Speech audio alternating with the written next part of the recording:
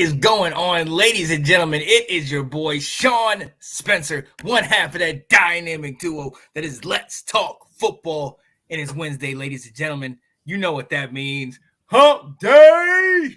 And if it's Hump Day, that means it's Washington Football Weekly.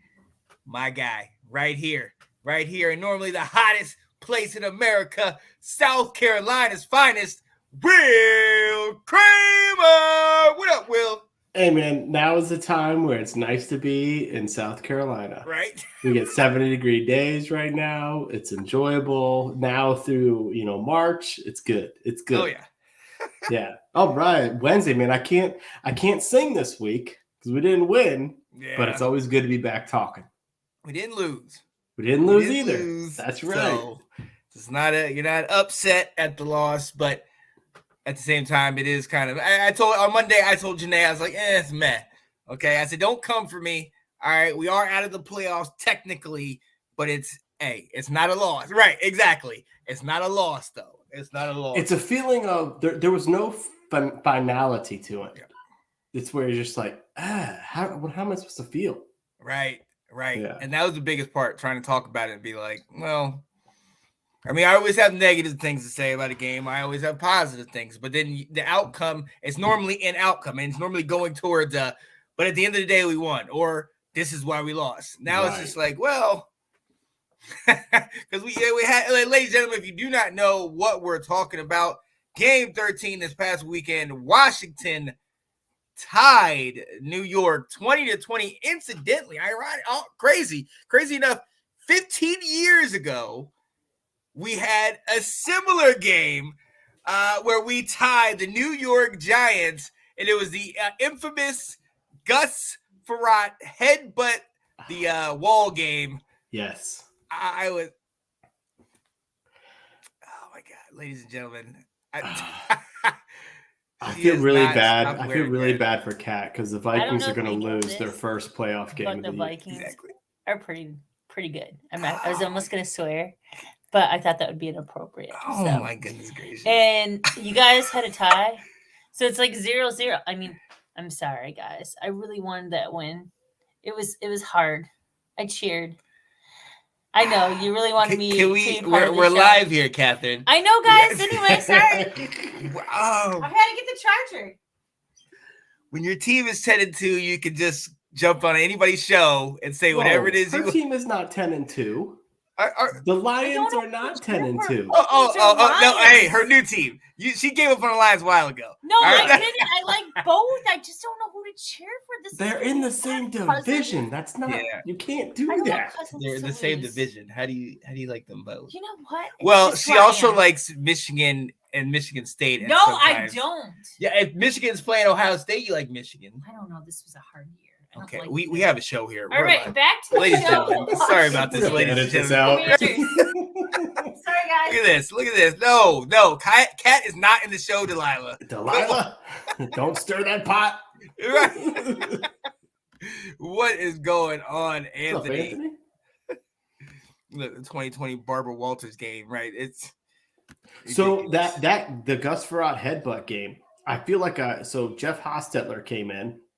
And I feel like we were driving to take the lead or be in a position to win it.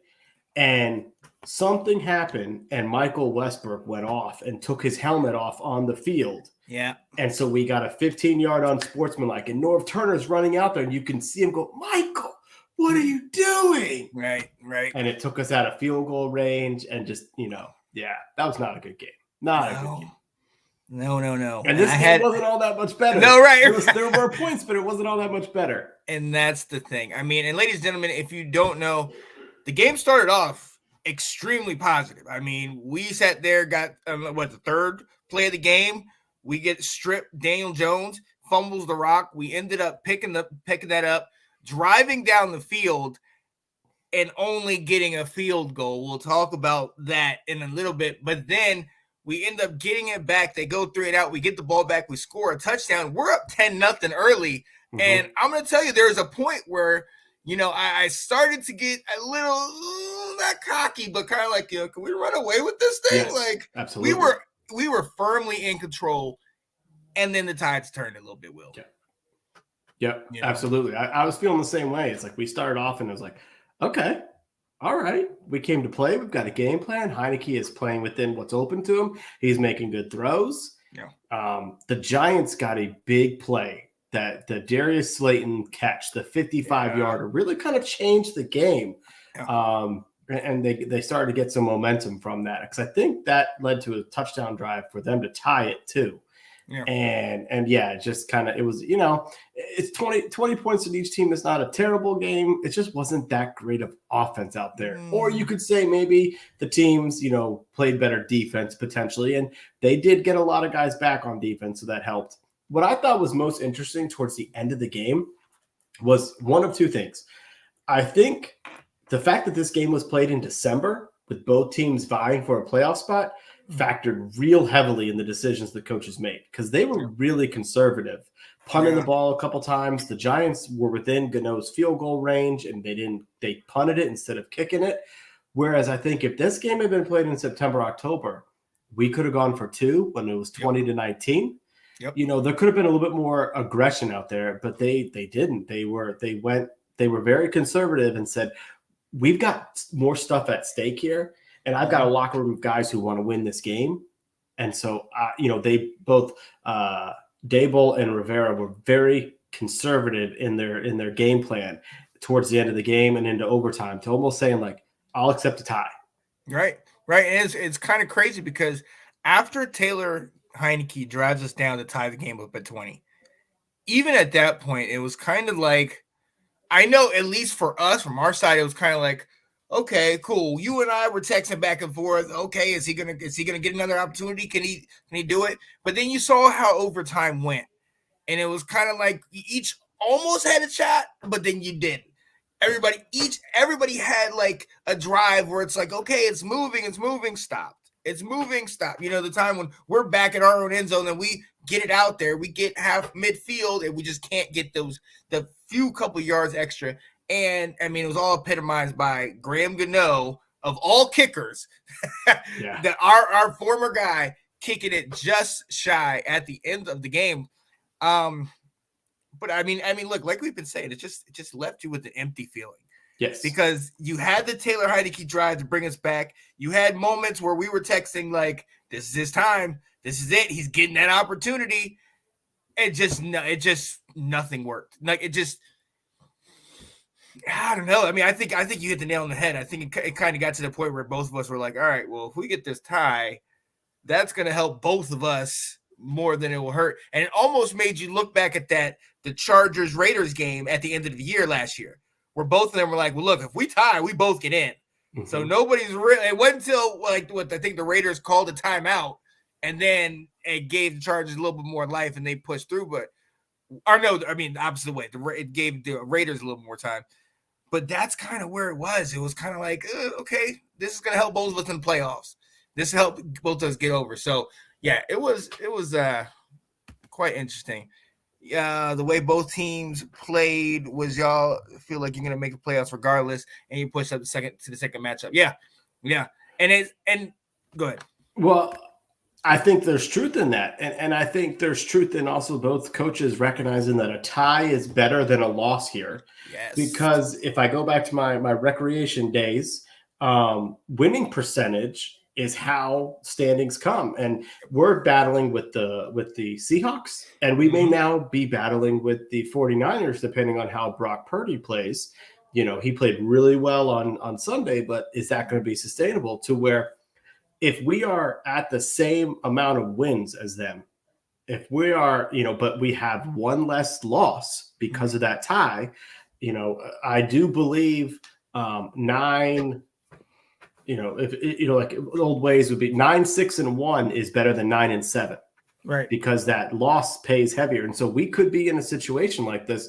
Now, we play 17 games where if we're tied with the Seahawks or 49ers for one of the playoff positions, and we have one less loss because of the tie for both teams, that could be what gets you into the playoffs too. So it could be a very much deciding factor as we get closer here to the towards the end of the season.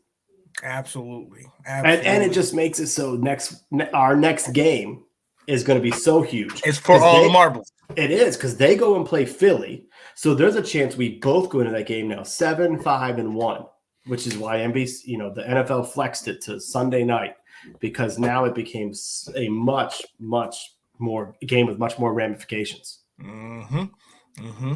So as it sits right now, the New York Giants are 6th in the playoff picture.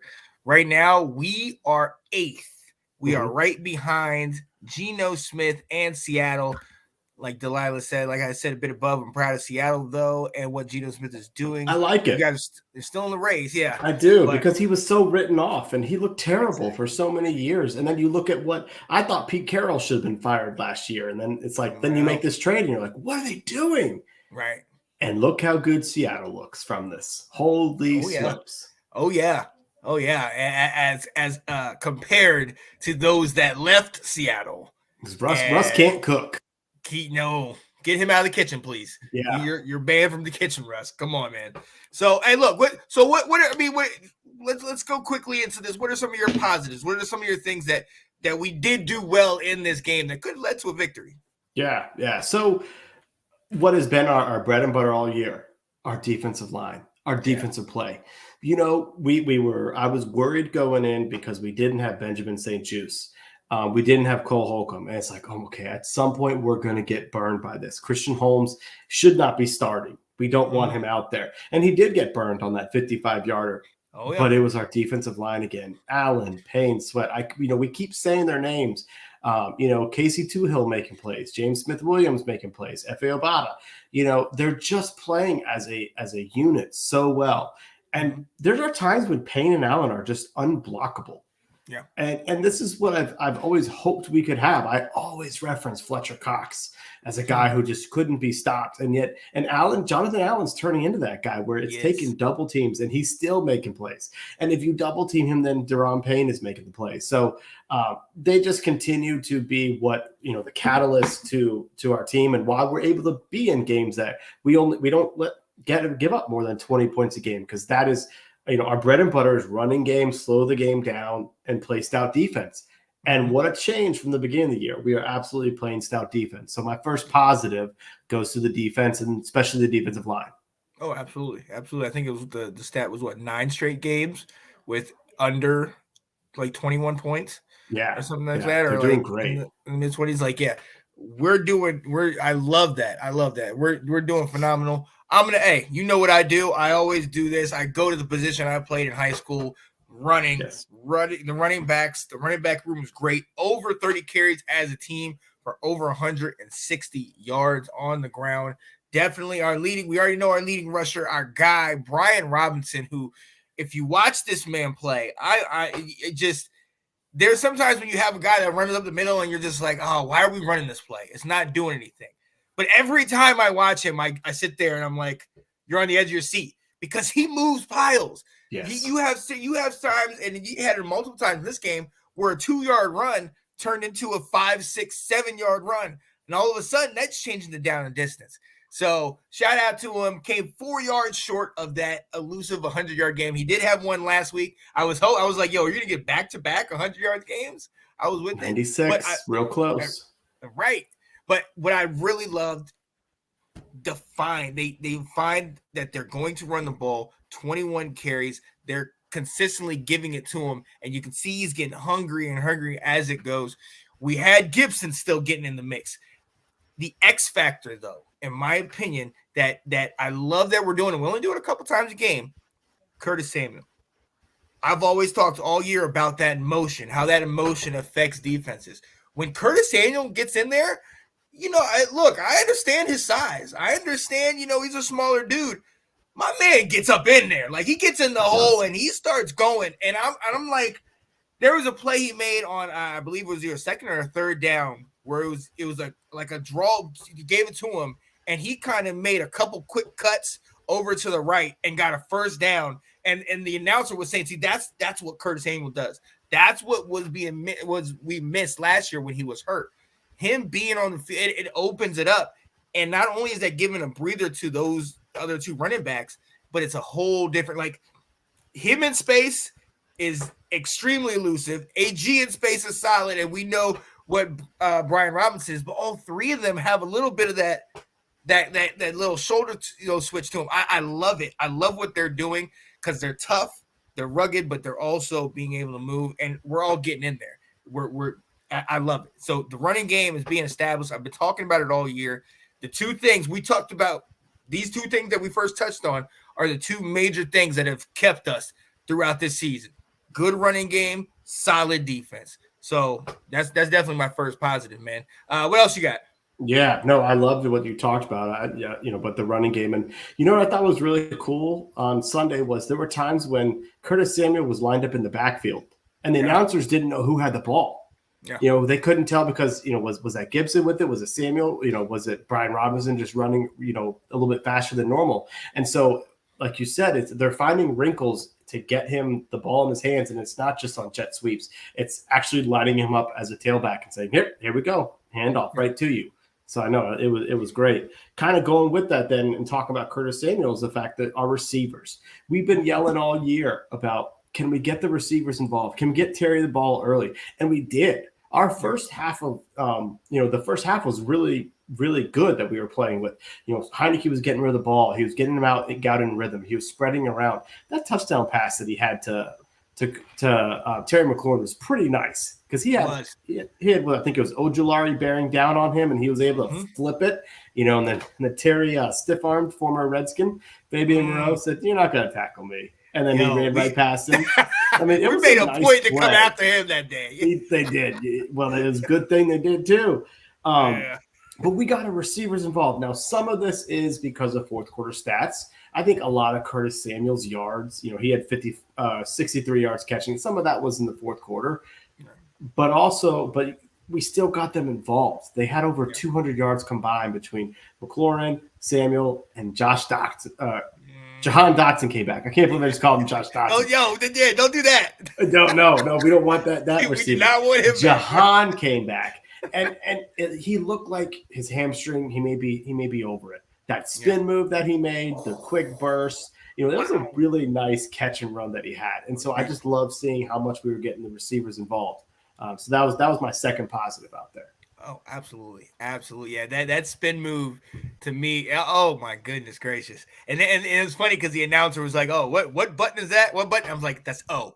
That's on the right side. That spin where he spins out." I was like, "Come on, guys, you should know this stuff." But yeah, no, that was absolutely amazing. And look, if we're gonna go ahead and if we're gonna shout out the receivers, shout out their play, we got to go ahead and call it. We got to shout this guy out. I've been overly critical of this man in group chats and on air to everybody. I have said it openly, almost to his face. You ain't the guy.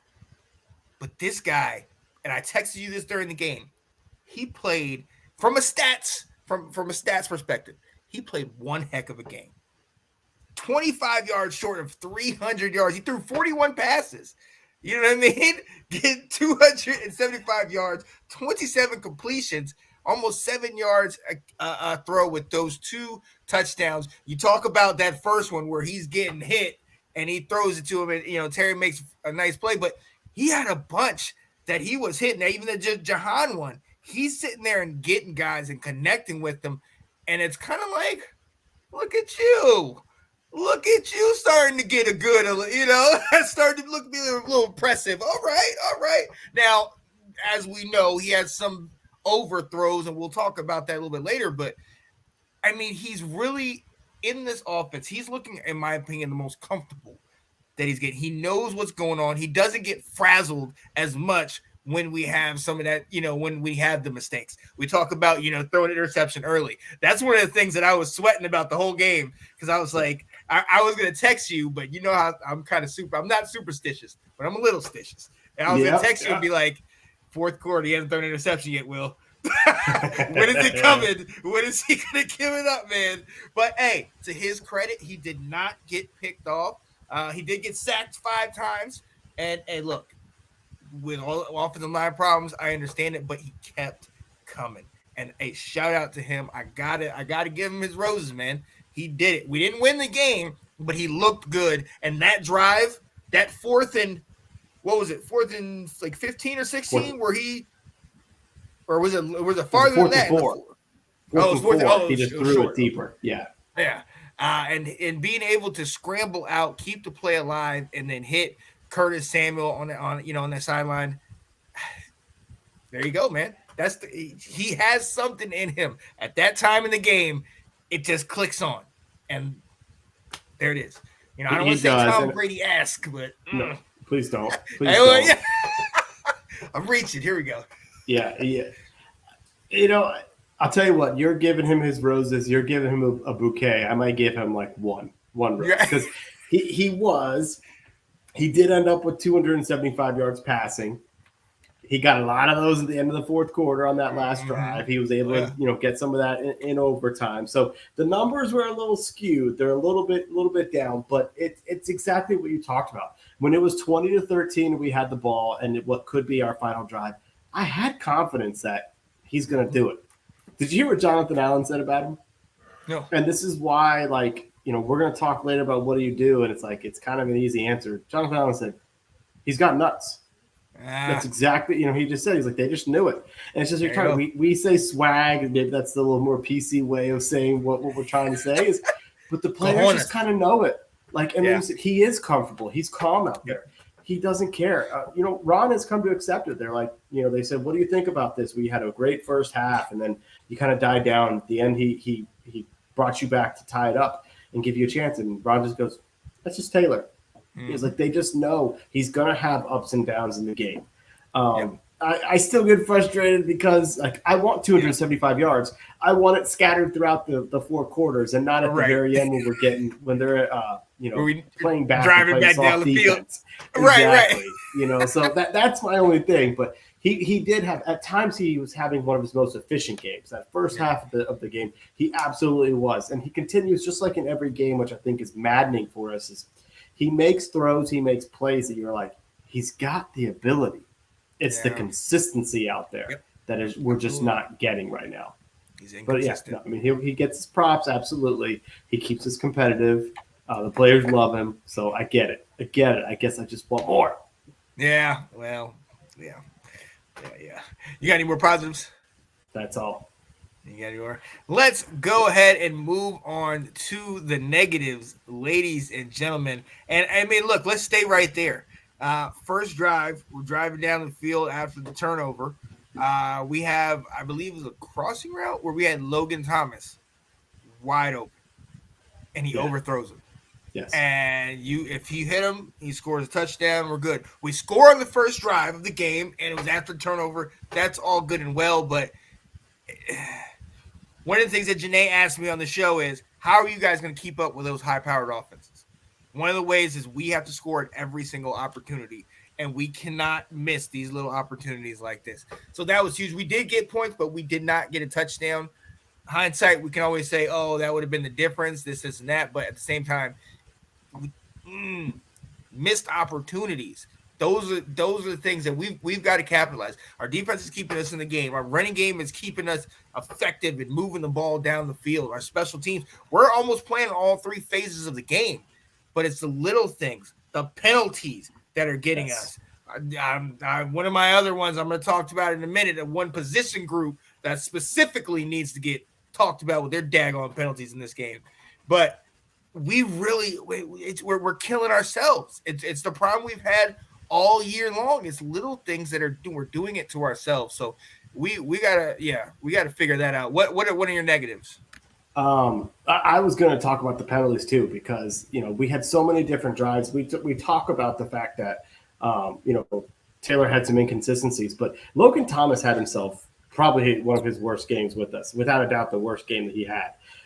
Between missed blocks at times, or, he had a really bad penalty called on him where they gave him Brian Robinson ran the ball to the outside and got more than a first down. He had a big run. They brought it back because they called a block in the back. And we were at that point in field goal range, and it pushed us back. We ended up punting it. And so that was kind of tough. But so Logan's blocking wasn't very good. But what we were just showing is we can't overcome those penalties. Yeah. We had the ball at the 38-yard line. Mm-hmm. But we had an unsportsmanlike penalty on Christian Holmes, which put the ball back to the 12, which on the very first play was that play that Thibodeau rocked Heinicke, and we had the ball down at the 2, and we gave up on the drive. But we were about to have a minute 20 left to win the game. At the ball to 38, you only had to go 20 yards downfield, 50, 40 yards downfield, and you would have gotten it. Sorry, my math is going bad. And that killed us. We don't have the ability to overcome it. Our offensive line did not play very well in pass protection at all. We got rocked for 5 sacks. Heinicke was under pressure, a ton of times during the game. He did the best he could, but it affected his throws. He had to rush things. He had to get rid of the ball a lot sooner, and he couldn't let plays develop, and it played a major factor. So we had been playing really well and doing ball control, and that still happened, but the other complementary parts of the game kind of really struggled on Sunday. And as a result of it, I think what was most tough, frustrating about the tie is I feel like we outplayed him. Yeah. And so we gave this game away. Yep. Yeah. Yeah, definitely. Go handle that. Yeah. For me, I mean, let's piggyback on exactly what you were saying, Will. And Will be back with us. Got to take care of some things in the house. But for me, it's the same thing. It's those penalties played a huge part in the ball game, and especially from our tight end group. I think there was one particular time where Logan Thomas had maybe 2 or 3 penalties back to back. Now, one was a clipping, which was very questionable, but the other ones were like a holding. It was bringing us back, and it's one of those situations where it's just like, again, you keep seeing it happening multiple times. And you're like, come on, guys, what are we doing out there? So, look, we like Will was saying, we played well enough to win this game. We had opportunities to win this game. Another one of my negatives, got to say it. We praise this man, and I will praise this man when he does well.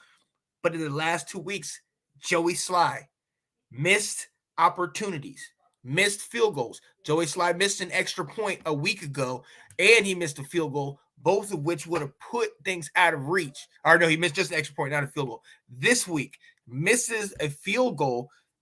As you see, things would have been different. Now, to his credit, he had 7 straight field goals from 50 plus going into this one, but he missed that 52-yarder, which would have changed things. So, it's little things like that, little things that we definitely can shout out and say, yo, this is the reason why we're winning, are also the things that if they aren't done correctly, if they are messed up, it's like, oh, here we go. And it's frustrating. It's definitely frustrating. I'm going to go to the question. Nathan, what's going on? He says, is that from Scott Turner not making the game easier for Taylor, or is it the same thing we talked about with Carson? I think you're referring to, is it the overthrow or some of the mistakes? My thing is, look, Taylor's been in this system for 5 years. What about the offense converting on third downs? Well, look, with the penalties. So let me answer this one for you. Taylor's been in the system for 5 years, so he knows the system. He's getting more comfortable. There's certain times when Taylor tries to go and do a little bit too much. There are certain times where he gets a little more jacked up and tries to make certain passes. So a lot of those overthrows, a lot of that is adrenaline. Him trying to go out here and make the play. And sometimes it's just the freak occurrence. Sometimes you didn't have your feet set. You didn't have, your timing wasn't off. And it's upsetting to see, but at the same time, we were still able to get the field goal. He didn't turn the ball over, so it's not an awful thing. But what about the offense, them converting on third down? Let me go check what our third downs were in this game. Yeah, 3 of 14. Yeah, it wasn't good. It wasn't good, especially after coming from last week where I think it was like 14 of 19 or something, where we were doing really well. It was definitely poor in this game, and it was one of the issues we had. But a lot of that is with the penalties that we had. We had 7 penalties for over 50 yards. You know what I mean? That definitely takes away, and the timing of those penalties, that takes away from a drive. Like Will was talking about, we had the drive go. We had an opportunity where we're going to be able to, potentially put points on the board right before the half or at the end of the game, but we were not able to do it because the penalty brought us back. Then all of a sudden we got hit. Actually, my guy Will's back. Yeah. Nathan was asking. First, he asked, "Is that speaking of Taylor's mistakes? Is that on Scott Turner not making the game easier, or is it the same thing we talked about with Carson?" And then he was also talking about the third downs, which we were 3 of 14 on. We were terrible on third down. Absolutely terrible. It is a good question. It's a hard question, actually, Nathan, to know the answer to. I do think the Giants' defense was a little bit better than what we've seen the last couple weeks. They got some guys back on both offense and defense. Ojulari came back. He made a big impact. Kalen Thibodeau's getting just healthier and healthier from the beginning of the season. Fabian Moreau was back, so they had to rely less on some of the practice squad guys. And so I think the Giants' defense was a little bit better than what we had seen. But 4 and 13 it's atrocious out there. You can't have that.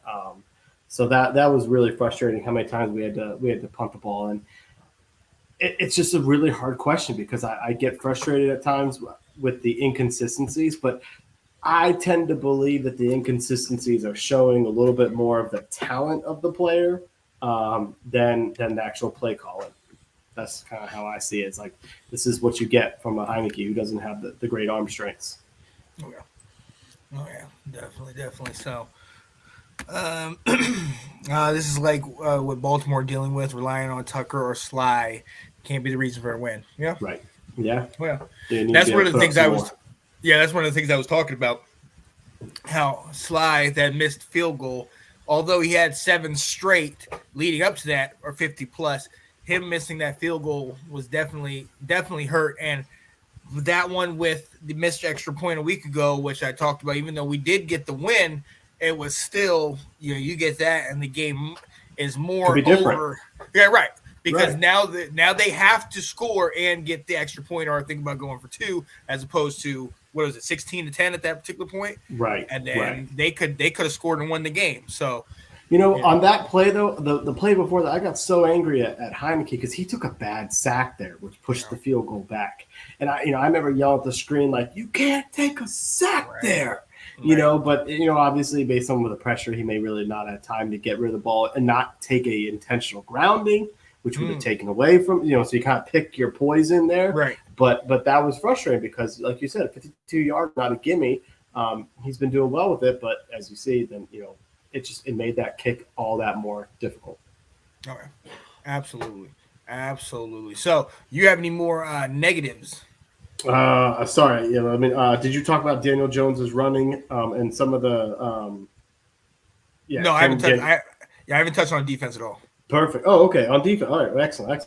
But I didn't miss, and I was able to get the kid back down. He was not freaking out here. We're going through a little bit of sleep regression. So it's a whole lot of fun. Oh yeah. So one of my keys to the game was controlling Daniel Jones's running, and we did not do that out there. He burned us on whether it was just straight quarterback keepers, whether it was they were running read options. He really did a good job out there. You're running for 71 yards. He ran for more yards than Saquon Barkley did. And it hurt us bad. He would get first downs with plays. He would extend drives. It was frustrating to watch because I thought we were going to make some improvements from the week before. The defense, now that's 2 weeks in a row. We've given up more than 150 yards rushing. So it's kind of something to be looking into. As much as we talk about the defense going well and having that bend but don't break, not only giving up, not giving up more than 20 points, giving up a lot of yards on offense. You're playing a team that has a similar style to you, and we were not able to control that the way we really, really needed to. Oh yeah. And sticking with the defense, the secondary, I shouted them out a week ago. Yeah. We gave up 200 to Daniel Jones, which isn't awful, but there was a number of plays. I mean, we talk about the one deep ball to Darius Slayton. There was another one that he was wide open. Yes, he dropped it. Yes, he did. Again, 2 years in a row against us. He's dropping stuff. That's his thing. But yeah, so he drops it. If he catches that one, I mean, what are we talking about here? Like, you know what I mean? It's another huge play. So our secondary is struggling. And I shouted out Christian Holmes for getting his first start, but they came after him, and they went after him early and often. And if you look on that play, he he has Slayton behind him, and it's like he's trying to feel him out.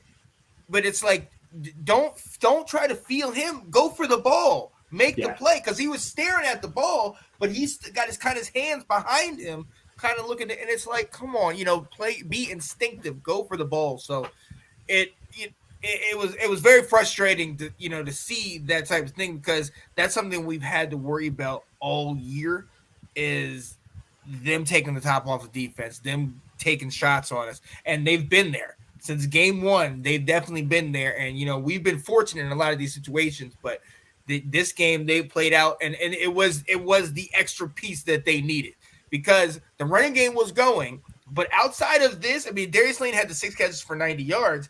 You had Hodgins and Bellinger who had their 5 catches, but I mean, outside of that, it was Saquon. You know what I mean? We were doing decently well on their wide receivers, but these deep balls, these splash plays, really affected us. So our secondary, albeit didn't play awful, but these plays are the things that we continue to talk about. So we gotta shore that up, because we're coming back to these guys. We got San Francisco with Debo and Ayuk coming up. We got Dallas. Obviously, we know about CD and Gallup and all those guys. And then Cleveland with Amari Cooper. Mm-hmm. Peoples-Jones has been playing pretty well recently. You know what I mean? It's not going to get Chubb, running game. Right. Yeah. It's not going to get easier. No. So our secondary, look, I understand, and we'll talk about St. Juice and his injury and him being out, but let's shore it up now. And it's the right time for the break, because that's definitely something we kept them in this game a little bit more. I mean, we definitely bailed them out in certain situations and certain PIs and whatnot. So we did. Yeah.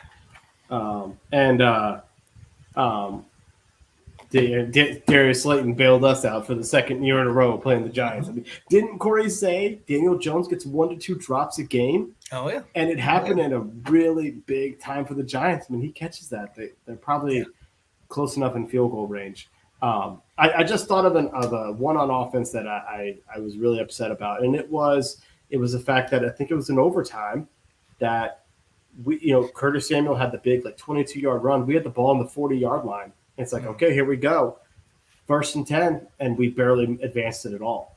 The first run we got a little bit. Second down was like what got stuffed for a negative yard, and then we're 3rd and 10, and we run a little swing pass to Curtis Samuel. He gets nothing, and it's just like, I just felt like you could see. I mean, I'm an amateur fan, and I'm watching the game, seeing they are loading the box. I sure hope we're not running the ball here on 2nd down. And guess what we did? We handed the ball off to Robinson. They loaded the box. They sent even more from the secondary. And it's like, oh, come on. Why didn't we audible out of that? Right. Come on, Scott, you're up top in the booth. You got to see this. Your quarterback's got to see it. If you need to call timeout there, call timeout there. Let's do something because that killed. They gave more momentum. It's just, we had a chance to win the game, and we did. And it was frustrating because I thought that was preventable. So that kind of goes to what we were talking about how we kind of play conservative, and then also brings in Jared's question. He said, do you think Riverboat Ron needs to return, like him being Riverboat again, for our team to be more aggressive and play to win? What are your thoughts about that? Because one could say the theory that you presented about us both kind of, let's play for the second game, because this is a unique situation, having a game, a bye, and then playing the exact same team coming out of the bye. So I can see from our standpoint why we would do that, but definitely going forward, like you talked about potentially a 2-point conversion. There was a number of 4th downs that were 4th and short where it was kind of like, we're kind of rolling a little bit. We could we've been successful on these plays. We can make plays. We should try to take this shot. And while I can see the other side, it's still kind of like the feeling we have, like, we can get this. They're not stopping us. We're stopping ourselves. So do you think he needs to bring back a little bit of that flair, that riverboat? That means you're giving the ball in Taylor's hand a little bit too more. I don't know if I like that idea. It depends. Are we running the ball? Then probably. But if we're giving Taylor another chance to be making passes, that makes me nervous. And I think that just goes. They're going to try and handicap him as much as they can, and keep having because the more opportunities you give him, the chance of him turning into sexy Rexy Grossman is only increases. Sexy Rexy. So it sounds like, Nathan, you tell me now in the comments, it sounds like you are not a fan of Scott Turner's play calling. If you're asking for a secondary play caller, I don't know who that would be. I mean, the quarterback's coach is Ken Zampese. I don't think he's done that before. Our wide receivers coach, I don't think has done it. So I don't know who you'd be turning to do that. I still think some of the play calling issues, at times can be, quarterback driven, lack of ability driven. Yeah, definitely. Because look, let's be very honest. Like even like that one play I talked about with Logan Thomas, like the plays are there. Some plays are there. Sometimes he's the one who ain't getting it to him or overthrowing him, or So let's call a spade a spade. If that's what it's happened, let's call it out. And it is not all on Scott. And look, me, I've been the one to bash Scott. Yes. I'm not gonna lie. I kind of liked his play calling. Since he's been kind of diving into the run the game, and then to get that play action off, and then being smart about it. I think it was last game we ran a play action boot, and they jumped out. Atlanta jumped out on it immediately, and I think he only ran it one more time. That's intelligent. Because before that, we would have sat there and continued to run it until it worked, and then we're continuing to get sacked or hit and everything like that. So I think he's kind of getting a little smarter. He's getting a little better. It's not flashy, but we're 6-1-1 in the last 8 weeks. I'm good. I like that. For now, knowing our limitations. All right, there you go. Yeah. So hey, do you have any more negatives? Good with that. Do you have any game balls this week? I do. I mean, I think Terry gets my offensive game ball. We got him involved early and often. He made a great play on that touchdown catch. I was glad to see him involved so much, and he made play after play, including catching what could have been an interception. He snatched out of the air and saved his quarterback. So. One of the most overlooked plays because that thing was right in his hands and Terry came. So definitely that was definitely solid. Mine is Jahan Dotson. Stick with the wide receivers. 5 catches, 54 yards, and 1 deadly spin move. Nathan, I know I was talking to Will. That's a circle button. I almost want to go back and play a little NCAA 14 before I go to bed and hit that on him real quick. But I mean that move, it was just wow. Because I thought he was going to get lit up. I'm not going to lie to you. I was like, oh, snap, here he comes. Just hold on to the rock. And he hit him with that so effortlessly and got in the end zone. I was like, he's back. He's back. And 5 receiving touchdowns as our rookie wide receiver. If we need to go and talk about how do we feel about the draft pick, I think we answered that one. We feel great about that bad boy. And I'm fully willing to admit I was wrong on that. I was wrong. Yeah. I was wrong. Yeah. Oh yeah, definitely. It definitely was a Madden spin.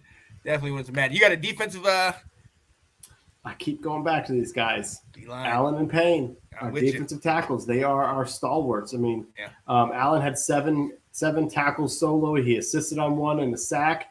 Payne had 2 sacks. I mean, it's just they disrupt the play. They disrupt the game every single time. And I believe I saw Allen might have sat out maybe a handful. He played on more than like 95% of the snaps this time. It's like he was not coming out of the game. No. That was huge. And he just makes a huge difference. I love it. I love it from those guys. Absolutely. And I'm staying right there with you.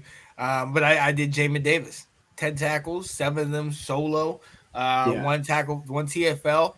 Let's go. I mean, you talked about him having that rise. We talked about with the absence, and now we're going to talk about how that permanent absence of Cole Turner, Jamin Davis needs to step up, and he has absolutely been that guy. He stepped up into that role, second in tackles in this game, just right behind Cam Curl. Let's go. Like, we needed that. We needed that from him. He's coming into his own. He's getting very, very comfortable, and it showed in his play. It shows how quickly he's getting to certain plays. He's always around the ball now. Yes. And that's something, last year he was thinking a lot. This year he's He's just there. He's reacting, and I love it. I love it, and it showed out in this game too. So. Yeah, I mean, he's not going to be a Micah Parsons, but I mean, we kind of talked about it. Like, is he going to be a Shaq Thompson, where his rookie year he really wasn't much, and then he turned into something? Right. You know, it's like, oh, maybe Jack and Ron knew what they were doing. Maybe they saw enough in it, and just it took a little bit. I love this comment by Jared, by the way. Yeah, it is one of those things where I do think they need to utilize his athletic ability a little bit more. I wish they would. I mean, what's to say that he can't do some of the things that Daniel Jones was doing? Right. I mean, the last two quarterbacks, Daniel Jones and Marcus Mariota. You know what I mean? You telling me he can't throw better, some of those passes better, and then with the threat of the running game, and no disrespect to Cordell Patterson and Tyler Algier, but they're not that threatening. No. I think Brian Robinson and AG coming out, and then a little dose of Samuel from time to time. Yeah, that's scary. Yeah. I wouldn't want to have to deal with that all day. And then if you have Taylor Heinicke, who we know has the wheels, he knows how to pull it out and get the good fakes. Let's go with it. I'm with that. I like that idea. I think the reason why they don't is his size. Yeah. And they don't. He admitted at the end of last year he was more battered and bruised than he's ever been. And he said it took him some time to recover. And it affected him towards the end of the season, just, ribs, arms, all that stuff, just kind of affecting his passes. And I think they're careful about that. So, he did put on some more muscle to be able to handle it. But this plays to his strength, not just because for his ability to run. Taylor's biggest asset to the team is his moxie. And if you get Taylor Heinicke getting first downs, sliding for first downs, and he gets up and does his little point that he does, like you're only amping up your offense a little bit. So, it is something that's a good point to think about. Like, should we be looking into some of this? I mean, let's be honest. Like, every time he scores a touchdown, we just want to see how long he's going to hold that. That face. He does. How long are you holding it? I'm like, all right, unclench, you're good. Go to the sidelines. Oh man, yes, he's on my fantasy team. I don't want to talk about this. He's on my fantasy team in another league too. Yeah, he's not doing so well at this. Now, Nathan's trying to take a little dig because he whooped one of my teams by like 50 points last week. He didn't say anything. Thank you, Nathan. You won. Congratulations. I do like this point. Yeah, Washington needs an investment online, but I think it needs to look for tight ends to replace Logan. We tried to do that with Cole Turner, and I'm glad to see Cole getting a little bit more action, but Bates is clearly he ain't making plays out there. No, he's not. He's getting holding penalties and crap like that. Bates is our guy. We know that. Logan is. Yeah, I don't know if he's just Logan just hasn't had the bounce back year. We knew he was coming back from an injury, but he seems to not be. Yeah, I don't know what it is. Because Heinicke threw to Logan a lot last year before he got hurt. So I thought there'd be a little bit more once Logan started feeling better, but he's had a rough year, without a doubt. For sure. So, ladies and gentlemen, that was our quick recap of not quick, almost hour recap of the game, but we had a lot to go into. It's funny. Alex was like, oh, yeah, you guys are going to talk about that for a while. It's like, yeah, definitely did. We're going to do a quick little transition and come back, talk about some injuries. Dun, dun, dun, dun, dun, dun, dun, dun. Let's go. The Washington Commanders. There it is. Yeah, buddy. Welcome back to Washington Football Weekly. I'm Sean Spencer. That's my guy, Will Kramer, over there. And we're talking about our team, our guys, the Washington Commanders. I think our injuries are playing a role in Logan, honestly. I can see it.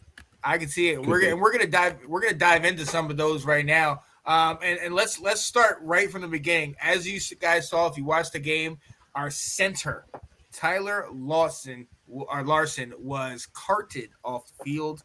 Will, what's I know he's out for the season. What's the I think they said he dislocated his kneecap. He was pretty ticked. He tweeted out safer fields. We talked about it. Would Chase Young play with the MetLife Field, and someone else got hurt? I haven't heard enough to hear, was it because his foot got caught or what? I actually thought he might have got stepped or rolled on during the play, that the one that happened. So I'm not exactly sure. how the field played a role in that. So I would kind of need to hear a little bit more. But I'm concerned about this one because when Roulier went down, Nick Martin came in. It was in the thick of us having a really hard time running the ball. Tyler Larson came back. We started to turn things around. Tyler Larson had held it together last year when Roulier went out until he got hurt again. And so now we're bringing in Nick Martin, for the second time. He is a veteran, but he's a veteran of a couple of years who was out on the streets that Houston said, we're done with you. So I'm a little bit concerned, especially hearing that, the team values left tackle, center, right guard are the three most important positions of the line to them. And we're on our third center. Right. On a team that needs to run the ball so much, this is a major concern for me. That is this going to be the start of the wheels falling off the bus? I don't know. And that was something that when I saw it, it's one of those where you just like, not now. And to know that now we're on, you said Nick Martin, the third string center. It's frustrating because just like you said, just when we started to get back in the running game, everything was starting to work, and it is ridiculous. Now, moving on from that, we talk about the fields, and you alluded to it a second ago. Chase Young, he was activated. Doctors, everybody said he's good, but he has not been able to. He has not gotten back into the game. And Ron Rivera made some comments, didn't he? He did. This one's kind of interesting. It seems to be from this health standpoint, he's 100% cleared. From the team standpoint, he's 100% cleared. They're kind of like waiting for him to say, okay, I'm ready. Let's go. And that's kind of interesting. Ron talked a little bit more about, it's really about him feeling comfortable out there. And I don't know. I'm almost getting to the point where Ron is he getting to the point where he's sick of this? Where like, are you going to come back and play? Are you going to do this? Right. Type stuff. But then also he said, we're playing well enough on defense, so we don't need him.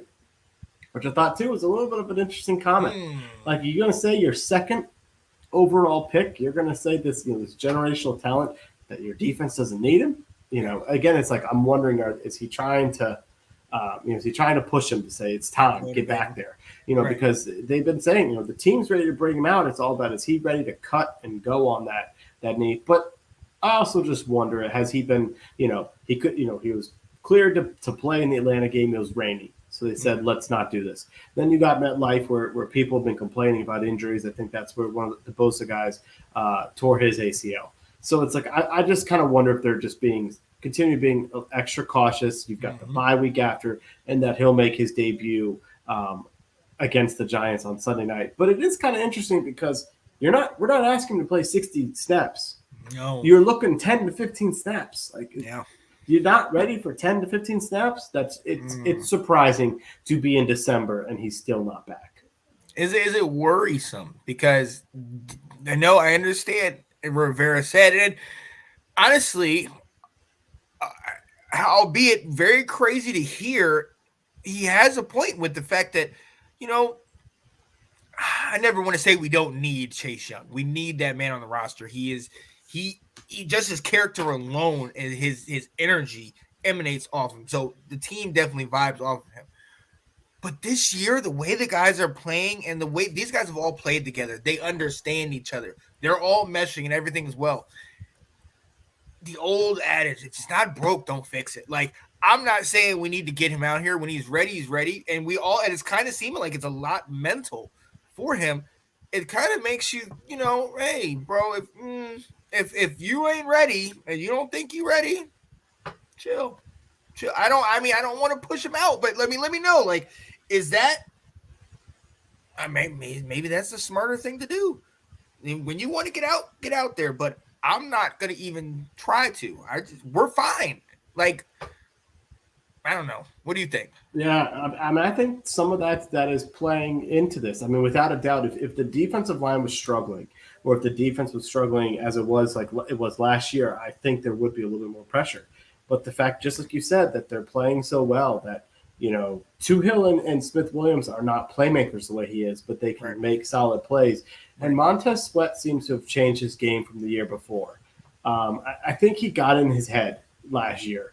The previous year, because he had 8 sacks, he came in saying, we're going to break the sack records, all this stuff. I think it just got in his head. I got to make sacks. And to the point where I was under the opinion, I've only told you this, behind the scenes, that I felt like Montez Sweat was not going to be re-signed by us because I didn't think Ron Rivera liked the way he played. I think that's changed this season. He's bought into the scheme. And, he's still making some sacks. He's still making plays, but he's not running up the field the way he was last year. And I think there is some memory in there from the defensive coaches here of like, well, we had a little bit of problem with this last year. And right now we've got some players that are buying into the system and playing well. Like you said, all right, come back when you're ready, but we're just going to keep going without you. Right. So, yeah, that's definitely where we stand with that. Benjamin St-Juste. Oh, wait. Let me see what he says. Nathan says, but here's a rebuttal on Jay's point. I'll use Baltimore. Rashid Bateman is essentially an essential piece of the offense. He was not ready to come back with his foot, and look what happened. Because did he come back early is what you're saying, Nathan? Oh, don't rush your best players back. Oh, okay. Yeah. Don't rush. Yeah. Well, and maybe they kind of knew with this was going to be mostly a lost season for Chase, and they're saying next year is more important than this year. Right. Absolutely. And look, and I don't have a problem with that. Even if we go to the playoffs, I don't have a problem with that because I would rather him be at 100% whenever he gets back than have to, get him out here and to re-aggravate or potentially re-injure himself. I don't like that. Yeah. So another member, and a member of the secondary, the reason why Christian Holmes is out there, Benjamin St-Juste has been out for a couple weeks now, and it's a mid-ankle injuries or it is mid-ankle sprain. I don't know what that means. Yeah. Don't not really. Yeah, it's really interesting because after I think it happened in the Houston game. Yeah, it was a Houston game. Yeah. Ron kind of poo-pooed this. He was like, "Yeah, we're not worried about that."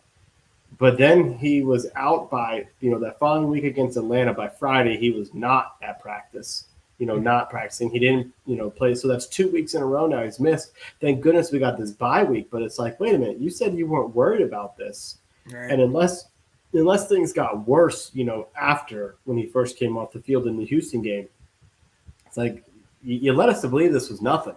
Yeah. And it's not nothing. And it's important that we get this guy back because, like you said, the secondary improved when he became a starter, and he's only getting better. And we certainly don't need him out. We certainly need him out there and not Christian Holmes. Yes. Yes. You can definitely tell the difference, and there's definitely a talent gap between the two. And there's just St-Juste has been out there.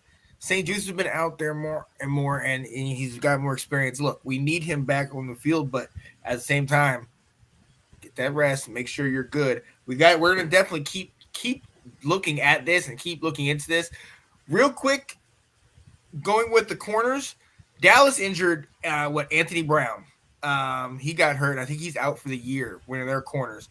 They picked up. I can't think of the name of the guy they picked up, but one of the guys they worked out was Torrey McTyer.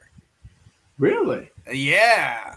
So that's coming back from his injury, interesting. Yeah, I'm surprised we didn't, go after him. Huh? Right. I liked him a lot last training. Exactly. So I was really interested to see that he was out there and they had worked him out. They didn't take him, but they definitely worked him out. So that's a possibility if it comes down to that. But yeah, so we definitely need this guy back. And another guy that I would have first said we need him back, but since he's been gone, Jamin Davis has stepped up. Cole Holcomb, my guy in North Carolina, we know what he was doing. He was going on the path to getting to leading the league in tackles, and he has done that. He's gotten over 100 multiple years. He is out, and it looks like he's out for the season this year, man. I know. I think this one sucks, actually. Yeah. Just because if you're seeing Jamin Davis improve, the defense itself is improving. Holcomb can play. He can run sideline to sideline. He can make some plays out there. So I think this one kind of stinks to the point where my concern is as we've said, the depth behind it. We're running John Bostic and David Mayo out there. It's like at some point that's gonna get exposed. Yeah. That's my biggest concern. Where like we've made it a couple games here and there with him out. Davis has stepped up, he's done good, but now that we're talking long term, now that we're talking for the next 4 or 5 games of the rest of the season, it's like, yeah, it'd be really nice to have him out there. We could really use him. Plus, he could potentially be a calming presence for Jamin. So this one stinks. I hate that we're losing him. It's in a contract year, so maybe that means he's going to be a lot more affordable for us. If you're thinking long term, coming off an injury, that could be good. But it stinks that he's not going to be out there. All right, that was terrible. I mean, he's definitely been the consistent force on that defense year after year. Like I said, getting over 100 tackles, man. And he I know we hate to use this, but he's got that motor. You know what I mean? He continues to go even when things weren't great. He was always around the ball. So look, and yes, we said Jamin Davis has improved, but you're right. I'm with you on this. It does stink. It stinks because A, of depth, and B, that leadership, that control, that experience being there. You know what I mean? So, well, we will. That's rough. That's rough. But hopefully, Jamin can keep it up. And to Jared's point, we got running quarterbacks all in. We got Daniel Jones here. We got Dak. Thankfully, we don't. I mean, with Jimmy G, he ain't got no wheels. It was Brock Purdy in there. But Deshaun Watson ain't what he was, at least not in that first game, but he still got some, some scrambling. He still got some elusiveness in him. So, it's gonna show when we have to when Jamin Davis has to come out the backfield against San Francisco and have to cover Christian McCaffrey. You know what I mean? We got Saquon coming out this week. Then you said Chubb after that. You know what I mean? And then Pollard after that. So yeah, that's gonna be a point of emphasis on our defense. So that hits definitely hits hard. Is there everybody else? Maybe yeah. I think that's I did see Sam Cosmi got hurt in the game. He was playing at right guard. They had him. Was nice. Yeah, and that could be his future position. We may be looking for a new right tackle, but then he got hurt in the start of the third quarter. So I don't know. Didn't get a full evaluation, but he should be good to go. I would think he'd be good to go with the bye week. Sweat got concussed, but again, hopefully with the bye week, it came at a time when we can withstand that. Perfect timing. Somebody was asking just the other day, is it good to have a late bye? If you're in the position we're in, where you're in the playoffs, it's coming at a time when we could use some rest. December byes suck. That's late. Oh yeah. But I don't know why the league doesn't make everyone have a bye within like a 3-week time frame. Right. I guess because they feel it'd be too many times. But sometimes we've had bye weeks in week 5. That's ridiculous. Here we are, week 14. We're having a bye week. This doesn't make any sense. No, not at all. All right, ladies and gentlemen, we are thankfully done talking about injuries. Absolutely. We're gonna go ahead and move right along in this. And look, we have to talk about this because Will, at the beginning of the season, I think we're a little less optimistic than we were last year. Last year, we teased the Super Bowl idea next to Ab. Yeah, that didn't come to fruition. But this year, we were more realistic. But we are definitely pleasantly surprised by our position because, Will, we could be in the playoffs. Playoffs? Don't talk about playoffs. You kidding me? Playoffs? I just hope we can win a game. Yep. Yeah. Just hope we can win a game going down this stretch. We are 6-1-1 over the last 8 weeks, but a year ago we had 4 straight. We were feeling pretty. Then we had a gauntlet that we had to go through. Philly twice, Dallas twice, and then a reprieve at the end, getting to beat the Giants. But we also dealt with a lot of injuries, which is what we just talked about. But we're here again. We're more in the playoff hunt this year. We've looked good. I think it's been kind of an exciting season compared to kind of maybe last year. brings you back to 2 years ago. But what are your thoughts about the season thus far, the playoffs, our potential chances? What do you think? Yeah. I mean, the season is kind of going the way I thought it might be. A lot of close games. I think in the beginning of the year, we predicted we would win a lot of games 31-28. Yeah. Because we'd have a high-powered offense. We didn't trust our defense. And isn't it funny how now we don't really trust our offense, but we trust the defense to be out there and make a play? So, it's funny how things happen like that. But, a 7-5 type record, 7-6, because who would have thought a tie or 8-5 is about where I thought we could be. I think I predicted us to go 10-7. So if we win 3 or 4 games, we win 10 games. So we're kind of right there.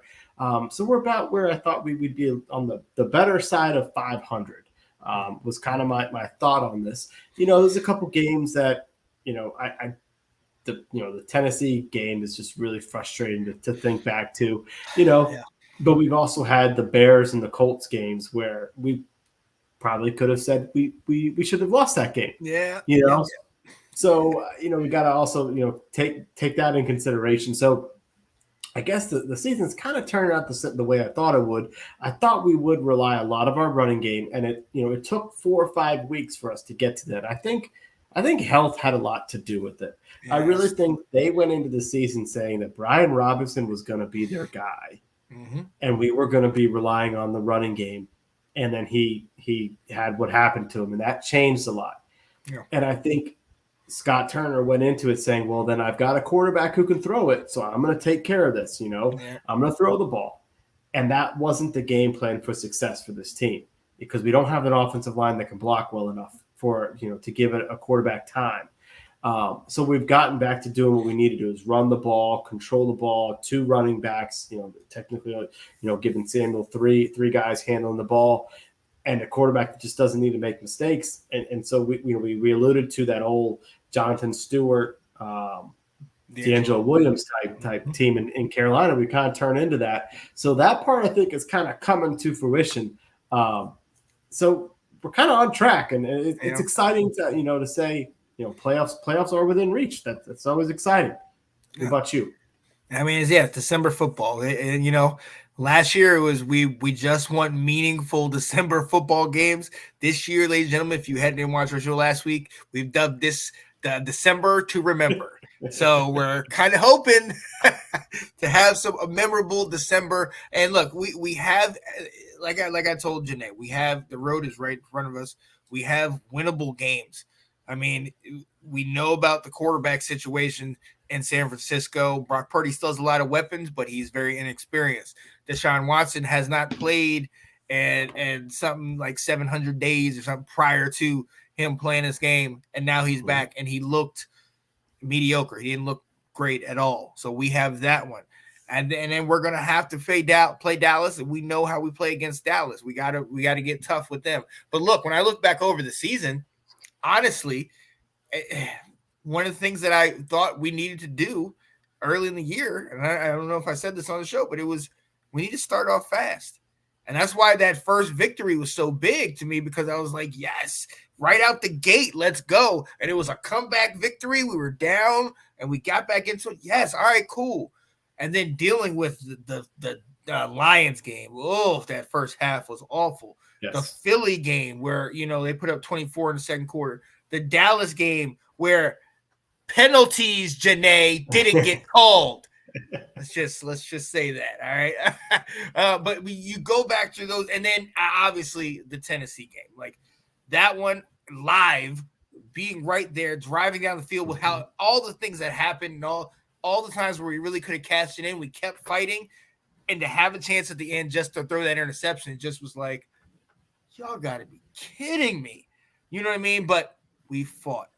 We started off talking about having a bend but don't break defense, and we now ended up talking about our defense being top 10 in some categories and actually being feared. Members of our defense, Deron Payne, Jonathan Allen, our secondary, Cam Curl, and the other Derek Forrest, been playing top tier football. These are all things that I look back over and I'm like, yes, because we both thought we were going to be decent around this play, but I don't think we really knew who was going to be in the spot. Mm-hmm. You know what I mean? We didn't coming into the season before the incident. Brian Robinson was our guy. We saw what he did in preseason. Oh, this is perfect. This is amazing. And then we get that text or that notification. Brian Robinson has been shot. Yeah. Here we go. You know what I mean? Come into the season having Carson and having him for the amount of games that we had, the first 5 before he gets injured in the Chicago game. It was kind of like, okay, this is the opportunity that we didn't have last year with Fitzpatrick. But then it makes you think, would this have been how it would have been with Fitzpatrick a year ago? Like, would he? Because he really wasn't doing much for us early on in the season. So it's been fun kind of just seeing kind of some of the defensive players emerge, seeing some of the guys kind of figure it out, and the coaching staff making the moves, letting go of William Jackson III. Obviously Sam Mills III being fired earlier in the year, making those necessary moves and coming together, man. It makes me feel good that we're in this position, and not just because Mondays are a lot easier when I can talk trash to Janae because we're doing well. Yeah. Yes. But it feels good because it's different guys getting it done. It's consistent, and we're having to fight hard to get it done. It makes us sweat, but at the same time, it's just like, okay, this is what we want. We want a competitive team that can play, and teams seriously have the game plan to compare, to get ready for us. So I could have asked for anything. Well, I could have asked maybe a couple more wins, but I'm good where we're at with what we expected coming into this year. I'm absolutely great where we're at. Yeah. Well, if you think about it, we were 1-4. Yeah. And now we're talking to us at 7-5-1. Yes. It's wild to think that at one point when we had a really low spot of the season where we're like, okay, let's tank. Let's go. Bryce Young, we got to, CJ Stroud, who we getting next year, and now we're talking about, well, we probably still need one of them, could use one of them, but, we're talking playoffs. Yeah. And to me, it's like, I guess my question to you is like, have your feelings on the coaching staff changed as a result of where we're at now? I was always behind Ron Rivera in the sense that he just has something about him that is kind of just that strong will, very stoic, very, like I'm the captain, I know I talked about, especially in the Detroit game, that he has that look, and I want some excitement. I want some, let's effing go. I want that. But at the same time, we needed that stoic in that first. We needed in those first 5 games. We needed somebody that did not waver, that was going to continue to say, it's going to work. We're going to figure it out. We're going to just give us time. Listening, like you said, listening to reports, talking about it, listening to Don Geronimo and him do those early interviews. And it was like, so coach, what happened this week? And he's trying to make it light of it. And coach is just like, look, I just need to do my time and get out of here. And compared to recently, when we had it over in Reston, it was live and Ron's wife was there. And it was jovial and they were laughing back and forth. He just kept us together. Mm-hmm. And that to me is huge. And then you go back and look at the Jack Del Rio comments about the January 6th thing and everything. That could have really derailed the team. That could have derailed our season right there. Yes. You know what I mean? We had issues with it just in the Let's Talk Football group. So it definitely could have been huge. But the fact that you were able to everybody still get on board and just that might be who, your thoughts or whatever, but that's not football. That's not, doesn't have anything to do with here. That's big. That's big. But my biggest improvement is Scott Turner. It is. In the beginning of the year, I thought he did what he could with what he had and trying to figure out the whole Carson Wentz thing. I think once Taylor got back, he knew, okay, Taylor knows this, Taylor knows that. And there's sometimes, like you said, second or third quarter, he's trying to speed up a little bit. Let me see if I can take some shot. Yeah. Yes. And then he's like, all right, fine. We'll go this speed, Taylor. That's fine. But it works. It works. But it's good. It's kudos to him for continually. He's learning. He's working with it. I don't want to say he's listening to all the gripes that we have, but he is definitely picking up on some things, and he's making some calls where you're just like, okay. Now he still has some bonehead calls where we're third and 1 in the shotgun, and you're just we don't need to do this. We Right. have an identity. Let's go to it. And sometimes we do get stuff, but still give them that shot because that offense needs the confidence to know I'm going to call it. I'm putting it on you guys. This is what we want. You know what I mean? So that's my opinion on the matter. Right. I mean, I still feel like, you say Ron is a great steady influence. He said he's not going to get too high, too low. And it's interesting because he kept talking about that during that losing streak, that he just kept talking about, well, a couple plays here, a couple plays there, and we eventually started saying, well, you can't keep using that as an excuse. Right. Well, maybe what he was saying was, no, folks, this is, and a couple plays here and there were because a couple guys weren't doing what they were supposed to do. And we got rid of the couple guys who weren't doing what they were supposed to do to change that away. And maybe he just kind of knew a little bit more in there. I still kind of sometimes feel like Ron is old school. And so there's a lot of new school happening around the league with play calling and innovations and thought process. And I feel like we're more than a step behind on that. But he is a very steady influence on that locker room. He doesn't lose that locker room like we say. And I have to admit, early in the season, I'm like, well, I've been supportive of him, but I'm done with Jack Del Rio. Let's get a new defensive coordinator. This guy does not know what he's doing. Well, we might be wrong on that. Yeah. His job may be safe. So I certainly see him coming around, and I think what we see is we've got a good football team. We've got holes that we still need to patch up. We need I think even with Benjamin St. Juste, we could use another corner to help us out.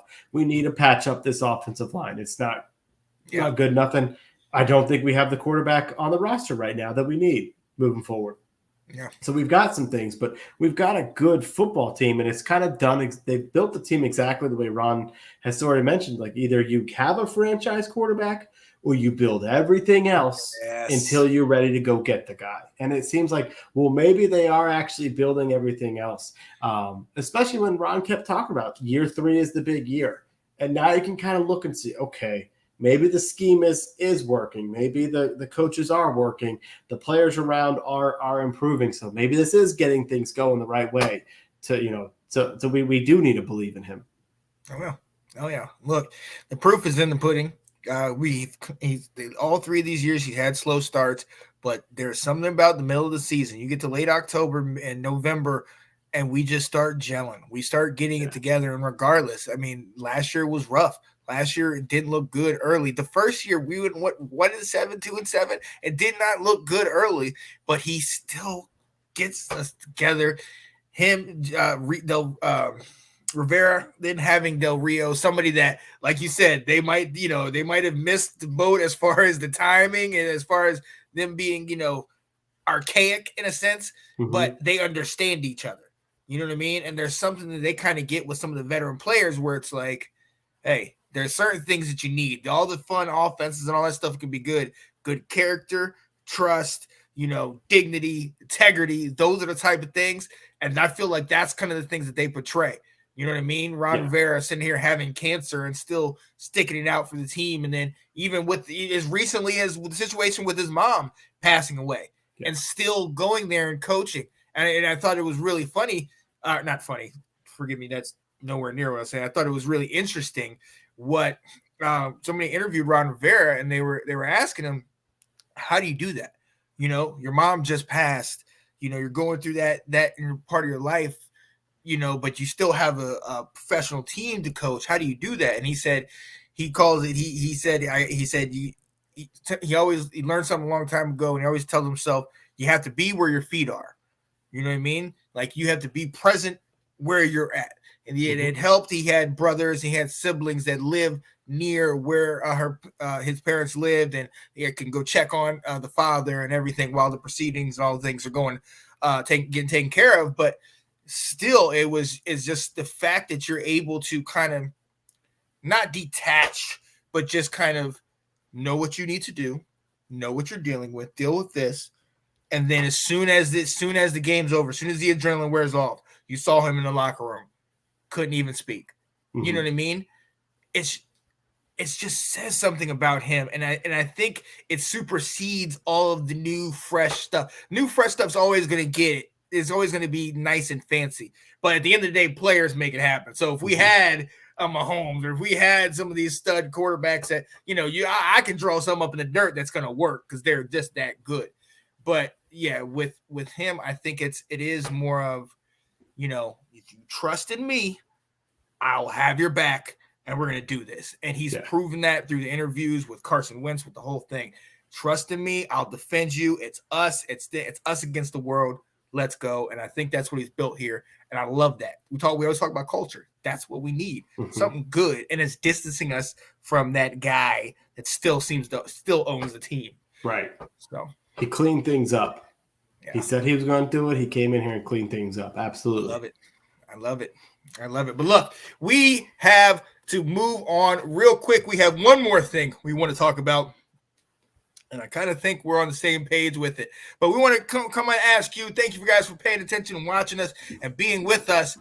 But look, we know what is going on. We know we have a quarterback situation, maybe controversy, maybe not really. I don't know. Carson Wentz is healthy and ready. He's back. He can come back and play. But Taylor Heinicke is on a roll. He is 1-1 over his first 7 starts this year, which is remarkably better than what he did a year ago. He looks better. He's knows the offense, but I don't think this is a skill versus skill matchup. I think this is a chemistry and energy compared to skill. We know Carson is better as far as talent-wise. We know he could throw farther, stronger. We know size, all that stuff. But you got a guy over here in Taylor that you fit him in. He has the energy. He has guys believing in him. You mentioned Jonathan Allen, saying he has, balls. Yeah. You know what I mean? Yeah. But he said I don't know if you saw this, there's a picture in Jonathan Allen's locker, and it's of Tim holding Taylor, like his head, and he just holding him close, like, I love you. And he says his favorite picture. Like, he resonates with the guys. He connects with them. In my opinion, you had to be a damn fool to take him out right now. He's the guy. Like, we're not asking if he's the better one talent-wise. We're not asking if he's potentially the one going down the road. As far as this season, as far as right now, when you go to the dance, you dance with the one who brought you. And I think we got to stick with him. What you think, man? Yeah. I know you don't like it. I know. I don't. Ladies and gentlemen, I really wish we might need to do this. We need to go back to a year ago, because a year ago, this man is just like, yes, this is it. This is the guy. Sign him. And we're kind of like, now the roles have reversed. They totally have. They totally have. And what y'all don't know is, Sean gets to hear my inner thoughts when I text him during the game saying, I'm done with this. I want an actual NFL quarterback, and this isn't it. It is. I mean, from a team standpoint, like, this is a bigger question on podcasts and sports talk radio than it is the team. Okay. You can't make a change. You would have he would lose the locker room. And Ron knows that. He knows he's handcuffed. He's stuck. I guess my thing is, like, we throw for 150 yards out of our quarterback. Like, we have to play a perfect game with him. That's what has me frustrated. And in this game against the Giants, we didn't play a perfect game. We can't overcome penalties, and look what happens. We can't win when we have penalties because we don't have the offense to overcome it. And that's what we saw there. It's like, so he can only take you so far. So my thing is, like, if he can only take me so far, and we know we're not going to win the Super Bowl with this, man, throw me Carson Wentz in there next Sunday night. Let me find out, because I've got $28 million of reasons as to why I need to figure out, is this guy going to be on this team next year? Because and part of it is, and I'm solo on this, I'm on an island on this, is I feel like we didn't use Carson correctly. We had this big armed quarterback, and we called plays that didn't fit with it, or we found out, oh my gosh, our offensive line is terrible at pass protection, but we're running long developing routes that don't give him a chance. But I also will say, while I'm like, hey, this offense isn't cutting it with Taylor, let's put in somebody else. While we have a better running game, we have a much better running game, so it could buy him some time. Carson's lost his ability to be elusive. Yep. And because of that, I don't think he's going to be better for this offensive line. I don't think this offensive line has done much to get all that better to say, well, they can give him some time so he can throw the ball. So you're kind of stuck having to go back to Heinicke with this. So, I mean, you have to stick with him. Like you said, you dance with the one that brought you there. You got to do it. What do you think we do long term? That's like, if you, because of the locker room situation, do you go into next year with Heinicke and Howell? Do you entertain someone like Jimmy Garoppolo? See, well, here's the thing. Here's my thing.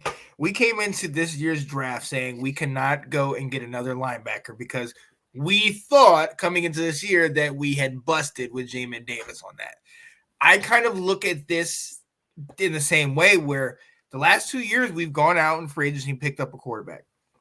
Each of the 2 years they've gotten hurt. Taylor has come in. He's been consistent.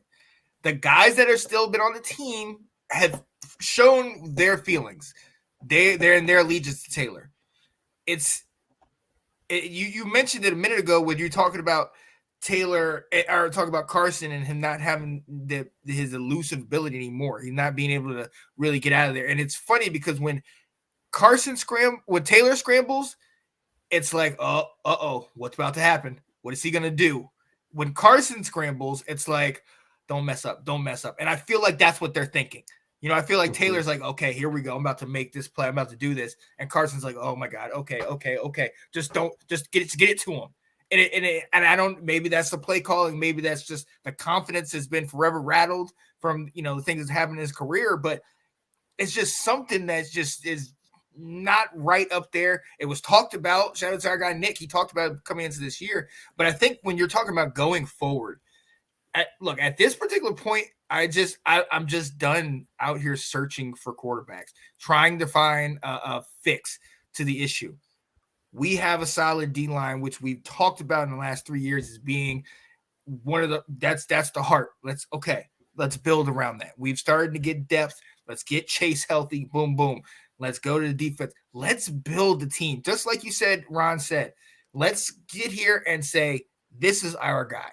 We've tried twice to get another guy. It has not worked out. We're going to stick with him and even have a QB conversation with him and Howell, see what goes on with that. But we're going to go with him, but we're going to build.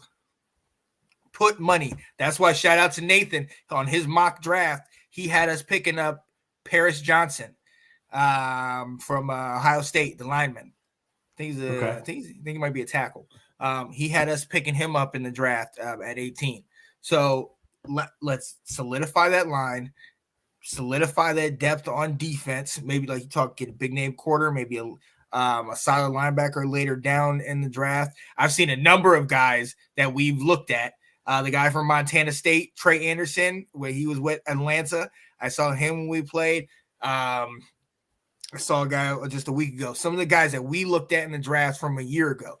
Let's pick up depth. Let's pick up defense. Let's pick up pieces and let them all build, just gel in with Taylor and let's run with it for next year.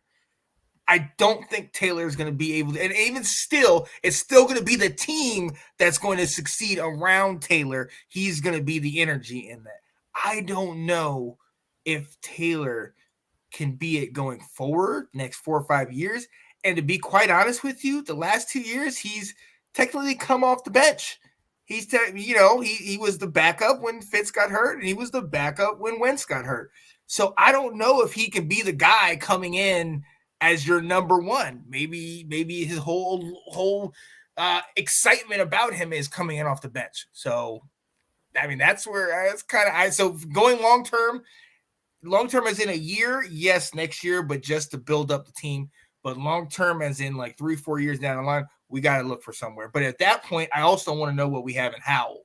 So next year is really us finding out that, and 2024 is where, I'm potentially a Caleb Williams or somebody that we could pick up in the draft. Right. I don't know how many more games I can take where our quarterback throws for 150, 175 yards tops. Let's think about it from let's go back to the beginning of the season. Way too many sacks by Carson Wentz, but a 75-yard bomb to De'Ami Brown. True. He outthrew the defense. Yeah. A bomb to Terry McLaurin against Jacksonville. A beautiful strike there. The touchdown pass to Jahan Dotson. I just feel like that has to be a part of your repertoire in an offense. And Heinicke just doesn't have that. Yeah. And I don't know if, we talk about what he misses out there. I don't know if he can ever get to that accuracy standpoint to still hit the mid-range stuff enough, because he's not going to have the deep ball. So I don't know, to the point where if it's going to be Heinicke next year for 17 games, give me another free agent who can do this. I don't know. Yeah. Well, and see again, but there's so much that we need that has to assist, because you're absolutely right that those bowls early in the year, even in the second half of the Lions game, they were beautiful. Yeah. I mean, he was dropping some dimes and some 30, 40 yarders to Samuel, to Jahan Dotson, McLaurin, and that looked great. The problem is that first half, he couldn't get the daggone pass off because he was on his back the whole daggone time. So, and it's like we said, his mobility isn't what it used to be, or at least he's not able to get out of there quick enough. I love that deep ball. I love going deep, all that stuff, but I just don't know if it's going to be able to work with this team. And then if we do end up getting rid of him and then we can recoup that $28 million, where can we put that? That's kind of where I'm thinking, where it's because we still have Heinicke for cheap. So let's put this money in, a couple other places, build up, give it to a point where it's all right, Heinicke, this is what you wanted. It's yours. Let's see what you can do. Go forward. But still, we're building. We're getting guys. We're getting paid Deron Payne. We paid Jonathan Allen. We're going to have to pay Chase in a while. And this injury issue might help us a little bit in that. You know what I mean? So let's start to get some guys under contract, get some guys in, and let's rock and roll with Heinicke. I don't want to keep him as far as he's not my guy. Yes, I wanted to draft him out. No, I would love to see Sam Howell, but I want to build up the team. If this is the way to do it, let's go. Let's do that. Right. Well, I mean, you bring up a great point, not having that.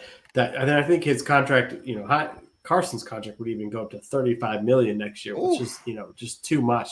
And we got to use them on others. We've had two free agents that we brought in, and you're correct. When he's played better, he's also been in this offense for 4 years, and we've had guys come in off the street, but who have both struggled to kind of pick it up. They said that about Carson Wentz. The reason why Carson Wentz is not coming back in is because he didn't pick up the offense all that well, to the point where he didn't lose his job because of injury. He lost his job because of injury and ineffective play out there. And so I think that is important. And just like you said, this team is built to where they need somebody who can scramble. The NFL is built these days to where you need to be able to not just buy time with your legs, you need to be able to make plays. I actually thought Daniel Jones was semi-impressive. Now, he's always impressive against us, but out there, I'm like, I think he looked better than Heinicke out there, the way he was playing. He's faster as a runner. And I thought his throws, I didn't go every time he threw the ball, and the defender were nearby. He's got some more zip on it. So it's that's kind of the NFL prototype anyway. So I don't want 150 yards, 175 yards a game as a tops. I'm sick of this offense throwing the ball 15 yards downfield. I get it. It ain't pretty. But it ain't pretty. Sometimes it works. Sometimes it works. It is. I know, but it's so boring. But I will say this: I get hyped right before every single game. I'm like, Absolutely. let's go, Absolutely. Heinicke. Let's go, TH. Absolutely. Oh my goodness. Oh yeah. You might as well just give me a shot because this guy just jacks me up. Even He times where I'm does. like, man, I don't care. I'm not gonna. And I just see him get. And I'm like, let's go. All right, I'm ready. All right, I'll be in the game. And then by the third quarter, I'm texting you, going, man, I'm so sick of this guy. Right. He can't throw the ball down the field.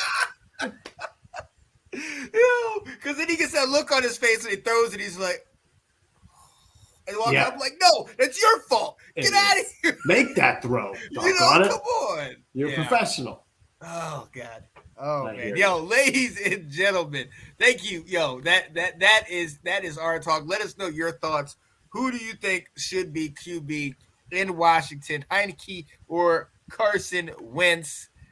Oh, we got Nicole in here. Good to have players to create momentum. Oh yeah, you're absolutely right, and he does that. So hey, we appreciate you guys sitting in and being with us. We hope you enjoyed the show. This is a bye week for Washington, so we will be back same time next week, and we're gonna preview the Giants again. might just play a Corey Stevens clip and let y'all watch it because it's pretty much the same. The same. But Wentz is now. Wentz was in. Now it's Wentz. Oh, Nicole. Wentz was in. Now it is Wentz. Yeah, he went. He's gone. He's not there. Look, though, we appreciate you being here. Definitely tune in to the game next week. Tune into that Giant Philly game because that game, the Giants root for the Eagles, man. Oh, definitely. Because if the Giants lose, they're right there with us at 7-5-1. Nothing changes, unfortunately, because we tied. Unless Seattle loses, but that next game is for all the marbles as far as us and them. They got a tough schedule coming on after that, so I don't think they're going to fare that well. But if we get that W against them, we can definitely permanently move out of that the basement where we have resided this entire season. So, ladies and gentlemen, we're going to let you guys go. We're going to let you guys get some rest. Appreciate you being with us. This is Washington Football Weekly. I'm your boy, Sean Spencer. That's my guy over there, Mr. Will Kramer. We will be with you next time. As always, ladies and gentlemen, as always.